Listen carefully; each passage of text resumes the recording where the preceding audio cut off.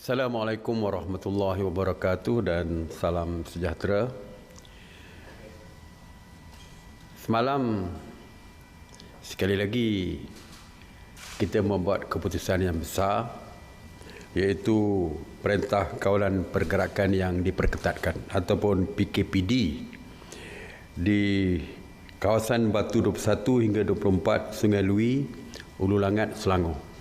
Iaitu yang kedua yang kita laksanakan selepas kita laksanakan di Sempang Renggam ataupun di daerah Keluang. Tindakan ini terpaksa kita lakukan kerana terdapat 71 kes positif COVID-19 daripada 274 penghuni Mahat Tahfiz An-Nabawiyah di Batu 21. Sekatan ini bukan saja melibatkan Mahat Tahfiz tersebut, tetapi juga melibatkan 7 buah perkampungan di sekitar, iaitu 5 buah perkampungan Melayu dan juga 2 buah perkampungan masyarakat orang asli. Dan ianya melibatkan lebih daripada 3,000 penduduk dengan lebih kurang 600 buah rumah. SOP-nya sama dengan apa yang kita lakukan di Keluang, di Sempang Renggam, iaitu tidak boleh keluar masuk kampung. Yang dah ada di kampung tidak boleh keluar, yang berada di luar tidak boleh masuk ke kampung. Dan pihak polis dan tentera berkawal di pintu-pintu masuk kampung. Dari segi makanan akan dihantar oleh pihak kerajaan. Pihak kerajaan akan menghantar melalui JKM untuk menghantar makanan kepada penduduk di kampung tersebut. Dan dalam masa 14 hari kawalan pergerakan diperketat ini dilaksanakan, saringan akan dibuat dari rumah ke rumah. Seperti biasa, pihak polis akan melaporkan dari segi tahap pematuhan dan sebagainya, dan juga tindakan yang dilaksanakan bagi memastikan pematuhan dapat dipertingkatkan.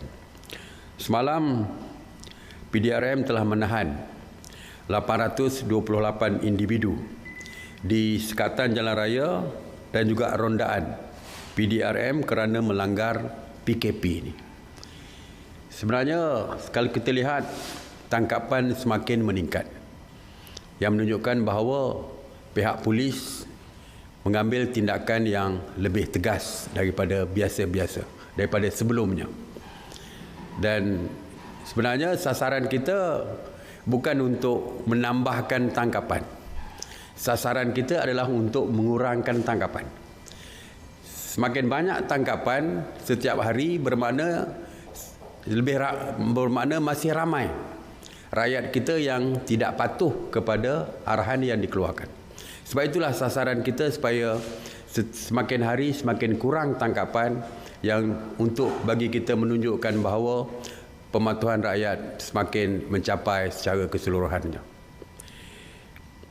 PDRM dan ATM Angkatan Tentera telah mengadakan sebanyak 1,520 sekatan jalan raya dan melakukan pemeriksaan terhadap 257,287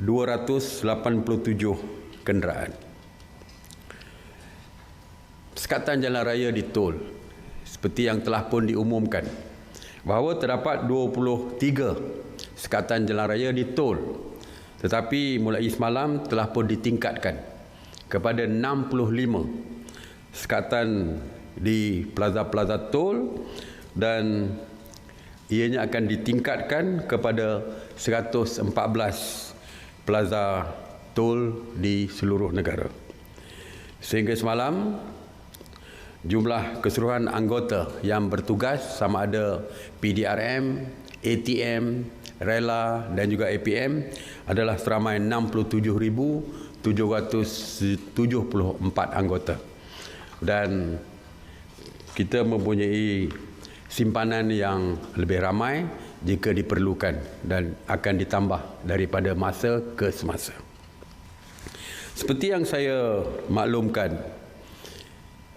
beberapa hari yang lepas, terutamanya semalam, bahawa untuk fasa kedua, PKP fasa kedua yang akan bermula pada 1 April nanti, kita akan meningkatkan dari segi sekatan-sekatan dan juga dari segi sekatan-sekatan pergerakan ini.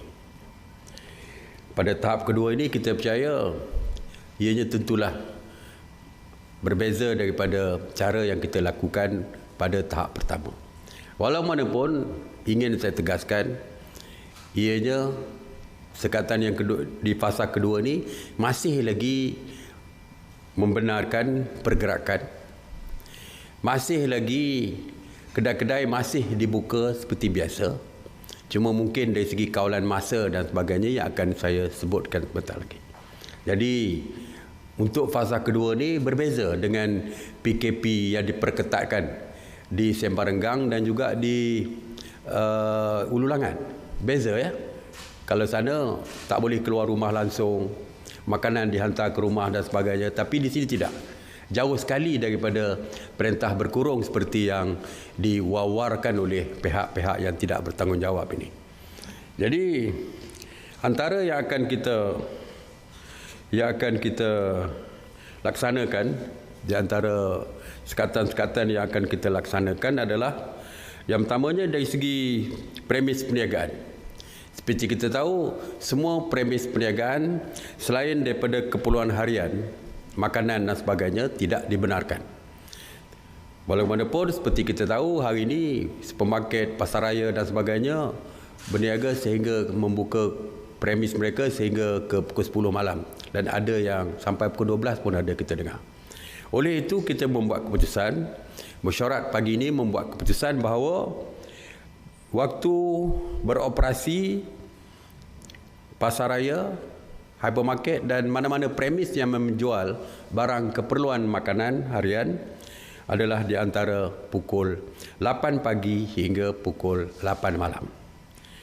Bagi restoran, kedai-kedai makan, gerai-gerai makan dan sebagainya, walaupun kita benarkan operasi untuk makanan yang berbungkus, yang dibungkus untuk dibawa pulang, waktunya adalah daripada 8 pagi hingga 8 malam. Operasi stesen minyak juga dihadkan daripada jam 8 pagi hingga 8 malam. Jadi standard kesemua yang menjual makanan, keperluan harian dan sebagainya adalah pukul 8 pagi hingga pukul 8 malam, termasuk penghantaran ke rumah dan sebagainya. Walaupun pihak kerajaan menggalakkan supaya orang ramai menggunakan pembelian secara atas talian. Ya. Dan walaupun penghantaran atas talian, tetapi kita menasihatkan orang ramai supaya tidak bersemuka dengan delivery ataupun pihak yang menghantar makanan tersebut. Kita lebih menggalakkan supaya makanan ditinggalkan di luar pagar dan yang menghantar makanan menelpon ke rumah dan tuan rumah keluar untuk mengambil makanan apabila delivery ataupun penghantar tersebut beredar daripada rumah tersebut. Kita cuba mengelakkan adanya pertemuan bersemuka kerana kita cuba mengelakkan daripada pergerakan seperti itu yang boleh menyebabkan merebaknya penyakit ini. Waktu operasi pengangkutan awam kita kekalkan, iaitu kita kekalkan dari 6 pagi hingga 10 malam dan juga daripada 5 petang hingga 10 malam. Kita faham ada pekerja yang shiftnya berakhir pukul 8 ataupun pukul 9 malam. Jadi mereka masih boleh menggunakan kenderaan awam. Kecuali e-hailing, taksi dan e-hailing dibenarkan beroperasi daripada 6 pagi hingga 10 malam berterusan, ya, termasuk kenderaan-kenderaan persendirian. Dan seperti yang telah pun kita maklumkan bahawa kenderaan persendirian walaupun dibenarkan untuk keluar membeli bahan makanan dan sebagainya, tetapi kita tetapkan satu kenderaan untuk satu orang untuk satu kenderaan. Kita memahami bahawa masih banyak kenderaan-kenderaan komersial, pengangkutan komersial yang melibatkan barangan keperluan seperti makanan dan perubatan kini berada di atas jalan raya daripada pagi hingga ke malam. Kita memang membenarkan kenderaan tersebut beroperasi, walau bagaimanapun kerajaan menggalakkan supaya kenderaan ataupun pengangkutan komersial untuk barangan keperluan ini beroperasi di antara 7 malam hingga 7 pagi. Ianya adalah digalakkan, ya, bukan arahan supaya mereka hanya bergerak 7 malam sampai 7 pagi, tetapi digalakkan. Kerana kita dapati ada kenderaan yang memerlukan jangka masa yang panjang untuk beroperasi. Mungkin daripada Johor Bahru nak pergi ke Perlis, tak boleh selesai. Saya dipahamkan sampai 17-18 jam. Saya dipahamkan. Jadi kita dah bersetuju supaya pengecualian itu diberikan walaupun kita galakkan beroperasi di waktu malam. Aktiviti riadah dan sosial tidak dibenarkan di kawasan awam dan persendirian, walaupun di dalam gated area sekalipun. Kita tak nak membezakan antara yang di dalam gated dan di luar gated area ni. Sesiapa saja, undang-undang kita sama, merangkumi ke semua lapisan rakyat. Tidak ada perbezaan dari segi penguatkuasaan undang-undang seperti ini. Oleh itu, kita tidak benarkan aktiviti itu dijalankan, tetapi kita ada kelonggaran, iaitu untuk golongan autism dan juga UKU untuk mendapatkan terapi seperti yang dinasihatkan oleh pakar. Walau bagaimanapun, kita juga melarang secara berkumpulan. Walaupun terapi itu diperlukan di luar, tetapi juga tidak dibenarkan secara berkumpulan. Seperti yang telah saya umumkan, bahawa pihak kerajaan telah pun mengarahkan KPDN HEP untuk menentukan harga shilling. Pagi tadi kita membincangkan perkara ini dan kita dapati bahawa topeng muka tidak banyak dikeluarkan di dalam negara, tetapi kebanyakannya diimport daripada negara luar. Jadi kita juga terikat dengan harga yang diimport tadi.